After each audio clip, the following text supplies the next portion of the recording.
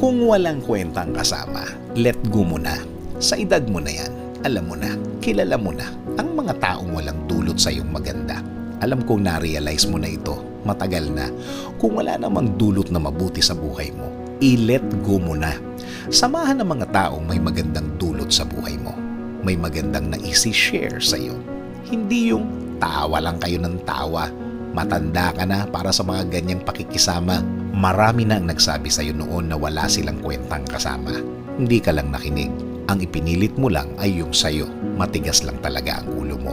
Ngayong walang nangyayari sa buhay mo. Sana naman, alam mo na ang gagawin. Be in the company of mature people.